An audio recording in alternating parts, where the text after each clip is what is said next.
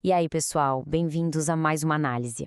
Hoje a gente vai desconstruir um texto sociológico bem denso de uma forma totalmente imparcial.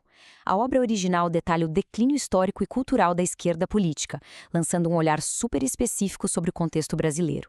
Para quem busca entender a mecânica por trás das narrativas políticas modernas sem tomar partido, a explicação foi estruturada exatamente para isso.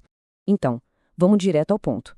Essa é a grande pergunta central levantada pelo material de origem. O texto explora detalhadamente como uma mistura complexa de narrativas históricas, mudanças financeiras globais e a ascensão das mídias modernas acabaram encurralando os movimentos tradicionais de trabalhadores. É um quebra-cabeça fascinante que o autor tenta montar para a gente. Como o texto base é muito carregado de teoria sociológica, a gente vai seguir um roteiro super estruturado hoje. Vamos passar por a crise da esquerda, o imaginário da elite, racismo e moralidade pública, o erro da esquerda, a era das bolhas e, por fim, como mudar o imaginário. Parte 1. A crise da esquerda. Olha só o tamanho do desafio. O autor argumenta que os partidos tradicionais de esquerda vêm tomando pancada de dois lados ao mesmo tempo. Por fora, sofrem com a ascensão fortíssima de uma extrema-direita impulsionada pelo mundo digital, e por dentro, segundo o texto, a esquerda foi enfraquecida por abraçar o que o autor chama de neoliberalismo progressista.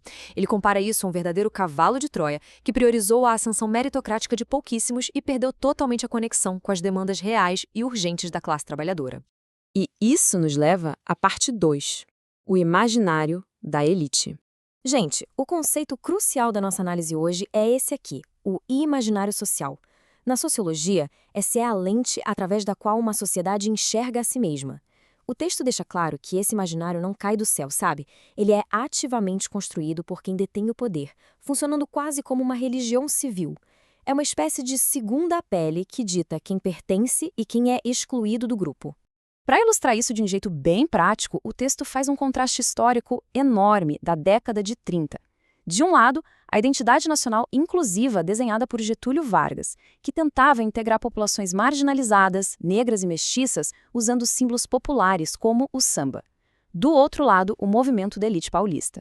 Segundo a obra, essa elite tentou forjar uma identidade totalmente exclusiva e europeizada, ancorada no mito do bandeirante, se imaginando como pioneiro de primeiro mundo num país que eles mesmos consideravam atrasado. Tá, mas como essa visão lá de cima se espalha para o resto de nós? O autor mapeia esse fluxo passo a passo. Primeiro, instituições financiadas pelas próprias elites criam ideologias com uma roupagem científica. Depois, a mídia tradicional compra a ideia e adota isso como um fato incontestável. E, por fim, a indústria cultural absorve a narrativa por completo. O texto até cita o filme Tropa de Elite como um exemplo clássico de como a ideia de que a corrupção mora apenas na política e nunca no mercado acaba virando puro entretenimento diário. Vamos avançar para a parte 3. Racismo e moralidade pública. A fonte traz um argumento bem controverso agora. Quando o racismo biológico escancarado se tornou inaceitável no mundo pós-Segunda Guerra, a elite precisou inventar uma nova estratégia. Foi aí que rolou a transição para o racismo cultural. Basicamente, em vez de atacar a biologia, ataca-se a moralidade.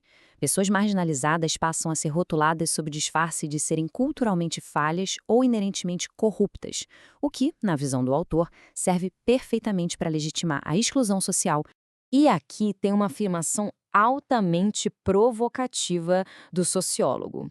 Ele diz que a moralidade pública foi historicamente usada como uma verdadeira arma pelas elites para deslegitimar as escolhas políticas das pessoas mais pobres. Sob essa ótica, a acusação de corrupção serve para criminalizar as classes populares e os líderes que tentam representá-las. O autor defende que, ao colocar todos os holofotes exclusivamente na corrupção política do Estado, a elite alcança dois objetivos fantásticos de uma vez só. Ela consegue criminalizar a soberania popular enquanto protege, debaixo dos panos, a sua própria extração de riquezas e privilégios. É uma jogada de mestre da narrativa. Parte 4. O erro da esquerda. A partir daqui, o texto bate pesado na avaliação do Partido dos Trabalhadores, o PT. O argumento sociológico é que o partido falhou estruturalmente porque simplesmente não lutou essa guerra cultural de frente.